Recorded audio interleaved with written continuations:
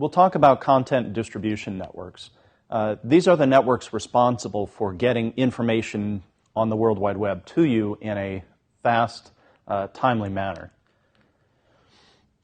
A content distribution network, or a CDN, usually employs a lot of different computers, servers, networked across the world to deliver media, text, data, video, whatever kind of media content to an end user.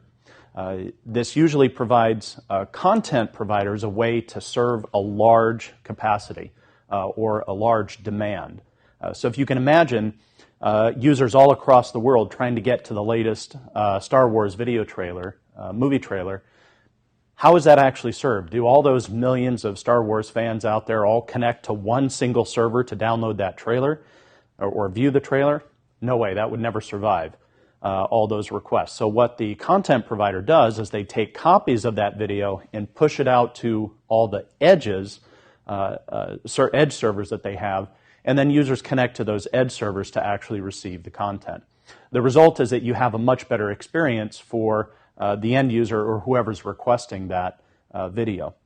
You actually see this implemented by a couple different ways. You have Akamai out there. They're probably one of the largest content distribution networks out there that host this content for the content providers. And if you go to CNN.com, if you look at the various things that get loaded, you'll frequently see that content from CNN is hosted by a site called cdn.turner.com. So there are service providers out there like Akamai who do content distribution networks, and there are also private CDNs like the one Turner Networks has built for CNN and some of its other properties. The way this works is through a concept called edge caching, the idea that you're taking all of this content and you're pushing it to the edges of the internet. Edge being, closest endpoint to the actual person sitting at home who wants to view that content. You end up with a lot of geographically separated servers out there.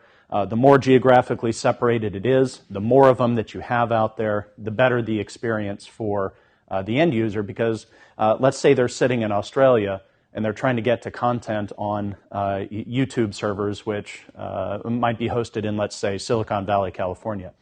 Rather than having to make that request from Australia all the way to Mountain View, California, what happens with a CDN is that there's a server there in Australia. Let's just arbitrarily say Sydney. So now the user only has to hit the server in Sydney to receive the content, as opposed to coming all the way across the Pacific to Mountain View and getting the content from there. With content delivery networks, they're effective because the routing handles the connection to the CDN itself. And so you don't have to do anything with regard to is user in Australia, therefore, serve from, server in Sydney. The routing protocols take care of all of that for you. And the result is that you have very high availability, very good scalability, because as your content demand increases, you can just add servers to the CDN network. The downside to this is that all of this information on all the CDN servers has to be synchronized with the master copy. So back to the example of a video on Facebook or YouTube, that video has to be synchronized with all the CDN servers out there in the world. But that only has to happen once. Once that's done, everybody can hit the CDN networks, the servers on the CDN network, and see that content. So a graphic of this, you can see that on the right side of the screen you have end users. They're requesting content from an edge server. This is that globally distributed network. These are servers all over the world that host this content. And then you've got your origination server up here, and that's what's doing the synchronizing, the initial push of content to the edge servers. And it's what maintains that content in sync. So the end result here is that the end user there on the right doesn't have to communicate with the master origin server up here, and it doesn't overload this single server. There are three different elements that you should be aware of with a content delivery network. The request, these are protocols for actually intercepting the request that an end user makes and making sure they get sent or get the right content. There are distribution channels which determine whether to answer that with the actual data or to proxy that request back to one of the origin servers. And then there's the concept of delivery that is responsible for making sure that the content gets from wherever it is being hosted, be that on an edge server or the origin server, making sure that content gets down to whoever's requesting it. There are issues of trust and security related to content delivery networks. Unfortunately, a lot of implementations assume that your content delivery network is secure because, well, I set it up, it's part of my website, therefore it must be secure. And unfortunately, that's not the case. There have been several high-profile watering hole attacks that affect these types of content delivery networks and end up serving massive numbers of malware or massive amounts of malware to credible number of users because everybody is hitting that particular site. There was an interesting case with the MSNBC properties, media properties, a few months ago probably, where somebody had compromised something on the content delivery network and was serving malware to any visitor to MSNBC, NBC, or any of the NBC family websites.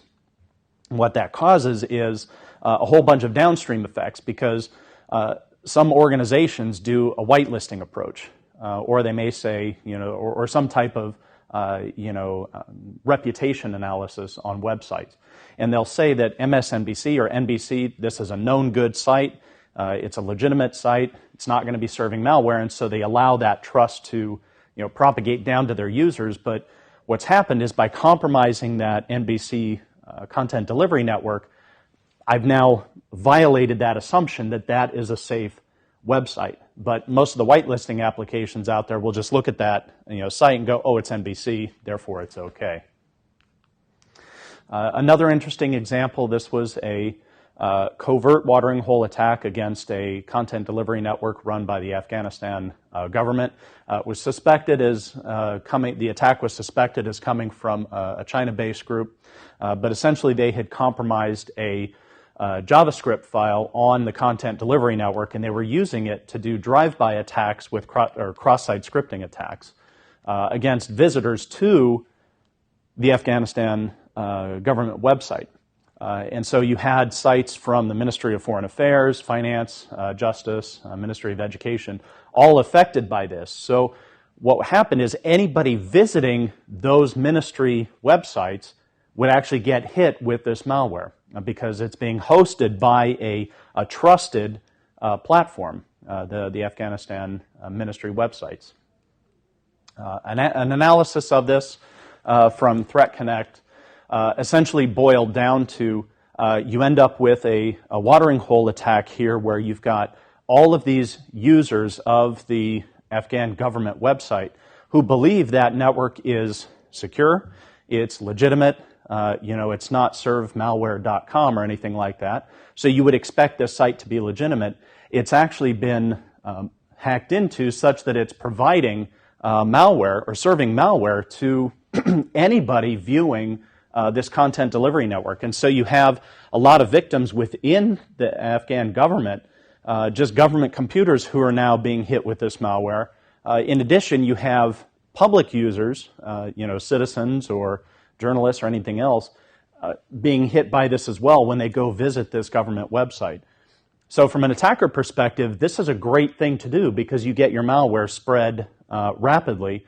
And it doesn't require phishing, doesn't require emails. You just modify the website and let people download it. And it does all your attack propagation for you. So how do you secure a content delivery network? Well, there's not a whole lot you can do other than adopt a traditional defense in depth strategy. You can do malware scanning. You can look at who's changing content on the CDN. What's up there. You can look at, filtering the content. You can do things proactively with threat intelligence. But at the end of the day, you're trying to make sure that the content that's up there content that is up there is secure and safe for users because of that trust factor. A lot of users are trusting the fact that your content delivery network is a trusted site. It's somebody I know, therefore it all must be secure. So the challenges with securing a CDN rest around you don't want to violate that trust, and you want to make sure that you're not serving malware through your CDN.